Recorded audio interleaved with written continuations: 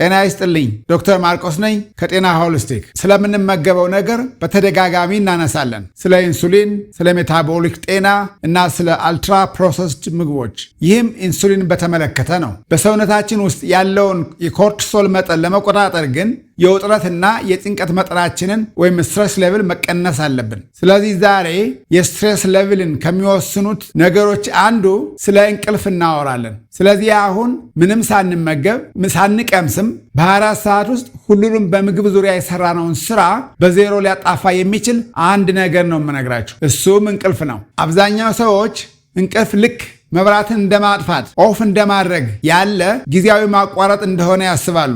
አንዳንዶቻችን እባክህ ስሞት እተኛለሁ እንላለን።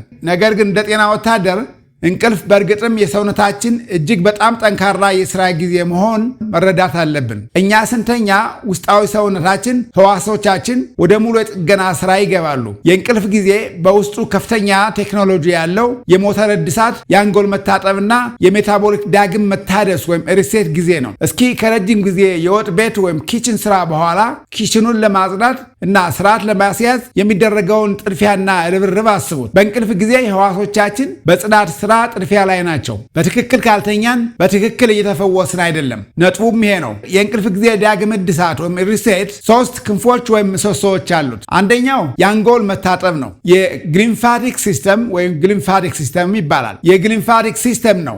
እስኪ እንደገና አንጎልን እንደ ስራ የበዛበት ማድቤት እናስበው። በቀኑ መጨረሻ ላይ ቆሻሻ በየቦታው አለ። በእንቅልፍ ወቅት የአንጎላችን የቆሻሻ አወጋገድ ስርዓት ግሊምፋቲክ ሲስተም ይባላል። ግሊምፋቲክ ሲስተም ይበራል ወይም አክቲቬትድ ይሆናል። እንደ ቤታ አሚሎይድ ያሉ ሜታቦሊክ መርዞችን አንድ ባንድ ያጥባል። ካልተኛን እነኚህ መርዞች በወጥ ቤታችን ውስጥ ይቆያሉ። ይህም የአንጎል መደብዘዝና በመጨረሻም የአእምሮ ማሽቆልቆል ያስከትላል። ሁለተኛው ደግሞ አካላዊ የጥገና ስራ ነው። በዚህ ጊዜ ሰውነታችን የእድገት ሆርሞን የሚለቀቀው በዚህ ጊዜ ነው። ሰውነታችን የእድገት ሆርሞን የሚለቀው ይህ የእድገት ሆርሞን ለልጆች ብቻም አይደለም። ለእኛ እድገታችን ለጨረስን ሰዎች ደግሞ ህዋሶቻችንን ለመጠገን፣ ጡንቻ ለመገንባት እና ከዕለታዊ ውጊያዎቻችን የሚመጣውን መድከምና መበላሸት ቴን ዌር የማስተካከል ሥራ ይሠራል። ሦስተኛው ደግሞ የሜታቦሊክ ዋና ተቆጣጣሪ ክንፍ ወይም ምሰሶ ነው። እንቅልፍ የረሃብ ሆርሞኖችን ሌፕቲንና ግሬሊንን ይቆጣጠራል። የአንድ ሌሊት መጥፎ እንቅልፍ አንጎላችን ልክ እንደተራበ እንዲያስብ ያደርገዋል። የእንቅልፍ ማጣት ስኳርና ካርቦሃይድሬቶችን እንድናፍቅ ወይም ክሬም እንድናደርግ ይገፋፋናል። ይህም ልንርቃቸው ወደምንፈልጋቸው ስኳርና ካርቦሃይድሬት በቀጥታ ይመራናል ማለት ነው። ስለዚህም ነው አንዳንዶቻችን ምግባችንን አስተካክለን የአካል እንቅስቃሴም እያደረግን ክብደት መቀነስም ሆነ